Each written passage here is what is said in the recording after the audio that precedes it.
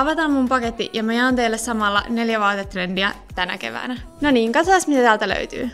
Hain mun paketin Lähiboxista tietysti. Lähiboxi toimii Bluetoothin kautta ja on ihan superkätevä. Elikkä ensimmäisenä mulla olisi täällä tämmönen mustapitsinen pitkähihanen ja tän kanssa mä yhdistäisin esimerkiksi mustan topin. Kerrostettui asuin näkyy nyt tosi paljon ja pitsikin on ollut jo jonkin aikaa in. Tää on musta ihan tosi kiva tapa tehdä sun asusta mielenkiintoisempi. Sitten mä tilasin tämmösen mustan neuleen. Mä oon nähnyt, että näitä neuleita on nyt käytetty kaulahuivin tilalla. Siis joo, tää on tosi kiva. Sitten mä mietin, että tän vois myös kietoa tälleen, tämmönen off-shoulder tyylinen. Okei, eli seuraavaksi mulla olisi tämmöiset housut. Kaprit tulee olemaan in tänä keväänä, vähän pidempänä kuin ennen 3/4 pituudella. Nää mä stylaisin esimerkiksi terväkärkisten sandaalien kanssa. Ja viimeisenä mulla olisi tämmönen butter yellow värinen mekko. Tää tulee olemaan niin kiva keväällä. Tää on tosi raikas ja keväinen väri. Joo, siis vitsi mä tykkään tästä ihan super paljon. Tän kanssa yhdistäisin esimerkiksi valkoiset kengät ja jonkun kivan laukun ja paljon kultaisia koruja. Mitä mieltä sä oot näistä trendeistä? Kerro meille ja ota meidän tiliseurantaan.